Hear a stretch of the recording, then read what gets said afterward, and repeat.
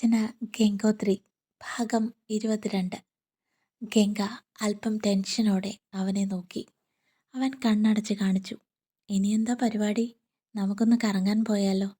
ഒരു സിനിമ കാണാം, പിന്നെ കുറച്ച് ഷോപ്പിംഗ്, ഗംഗ പറഞ്ഞു. അവളുടെ മനസ്സിലെ ചിന്തകൾ അവന് വായിക്കാമായിരുന്നു. അവനൊരു ചിരിയോടെ അതിന് സമ്മതിച്ചു. ഗംഗു, നിനക്കെന്നെ പേടിയുണ്ടോ? ഏയ്, ഒട്ടുമില്ല. എങ്കിൽ നമുക്കൊന്നിച്ച് കിടക്കാം. ഗംഗ ഒന്ന് ഞെട്ടി. കാർത്തി അത് കാണാത്തതുപോലെ വേഷം മാറാൻ പോയി. ഗംഗ പുറത്ത് കാത്തു നിൽപ്പുണ്ടായിരുന്നു. കാർത്തിയാണ് ഡ്രൈവ് ചെയ്തത്. കാർത്തിയേട്ടാ, ഞാൻ ഒരു കാര്യം ചോദിക്കട്ടെ? എന്നോട് ശരിക്കും ഇഷ്ടമുണ്ടോ? കാർത്തി അവളെ ഒന്ന് നോക്കി. എന്താ നിനക്കിപ്പോൾ ഒരു സംശയം? എൻ്റെ സ്നേഹം നിനക്ക് ഫീൽ ചെയ്യുന്നില്ല അല്ലേ? അതെങ്ങനാ?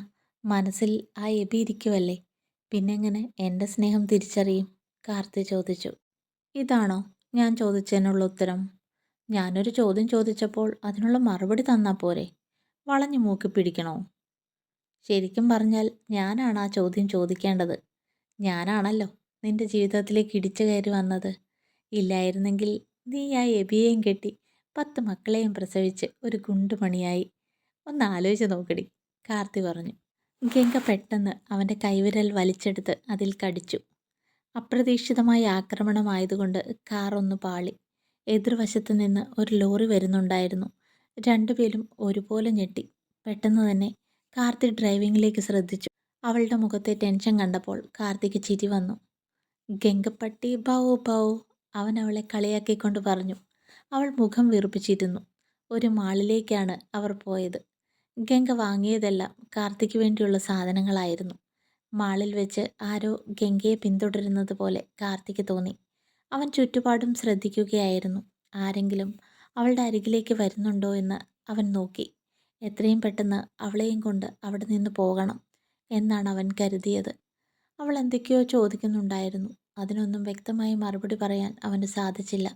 കാരണം അവൻ്റെ ശ്രദ്ധ മുഴുവൻ അവളുടെ ശത്രുക്കളിലായിരുന്നു. അവിടുത്തെ ഷോപ്പിംഗ് കഴിഞ്ഞപ്പോൾ അവർ കാറിൻ്റെ അരികിലേക്ക് പോയി.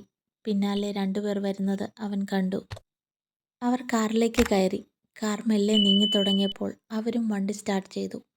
കാർത്തി വളരെ ശ്രദ്ധയോടെയാണ് പോയത്. താമസ സ്ഥലത്തേക്ക് പോകണ്ട എന്ന് അവൻ തീരുമാനിച്ചു. അതുകൊണ്ട് തന്നെ ഒരു ഹോട്ടലിലേക്കാണ് പോയത്. ഗംഗ മനസ്സിലാവാത്തതുപോലെ അപ്പോഴും അവനെ നോക്കി. പിന്നാലെ നമ്മുടെ ശത്രുക്കളുണ്ട്. അവരുടെ ആവശ്യം നമ്മുടെ താമസ സ്ഥലം കണ്ടുപിടിക്കുക എന്നതാണ്. സമാധാനത്തോടെ കിടന്നുറങ്ങാമെന്ന് വിചാരിച്ചതാണ് ഞാൻ. രാത്രിയിൽ അവന്മാർ ഒരു തടസ്സമാകും. അതുകൊണ്ട് തൽക്കാലം നമുക്ക് ഹോട്ടലിലാണ് താമസം എന്ന് വരുത്തി തീർക്കാം. മിക്കവാറും രാത്രിയിൽ ഇവിടെ ഒരു റെയ്ഡ് പ്രതീക്ഷിക്കാം, കാർത്തി പറഞ്ഞു. അവൾ അപ്പോൾ തന്നെ തമ്പിയെ വിളിച്ച് 2-3 പേരെ കാവലിന് വീട്ടിലേക്ക് അയക്കാൻ ആവശ്യപ്പെട്ടു. പാവം കാർത്തി സമാധാനമായി ഉറങ്ങിക്കോട്ടെ. രാത്രിയിൽ എന്തെങ്കിലും പ്രശ്നമുണ്ടായാൽ അവന്മാർ നോക്കിക്കൊള്ളും. സന്ധ്യ ആയപ്പോഴാണ് അവർ ഹോട്ടൽ റൂമിൽ നിന്ന് വെളിയിലേക്ക് വന്നത്.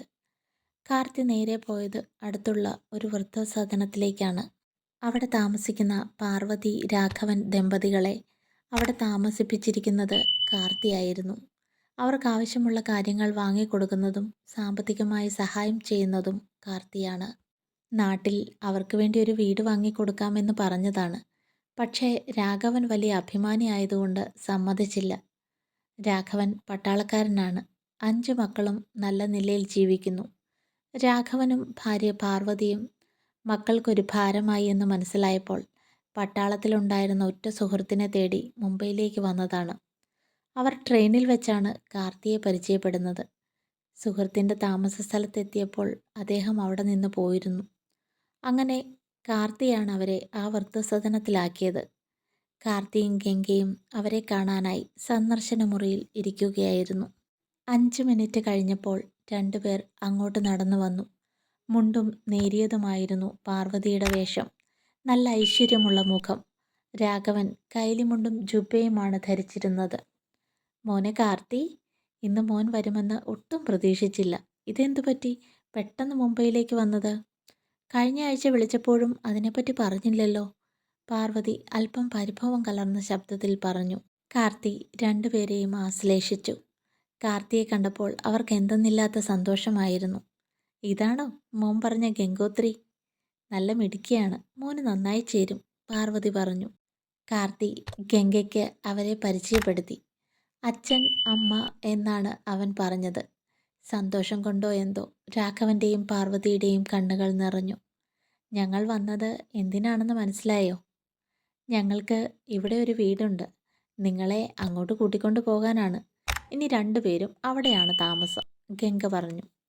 കാർത്തി വിശ്വസിക്കാനാവാത്തതുപോലെ ഗംഗയെ നോക്കി.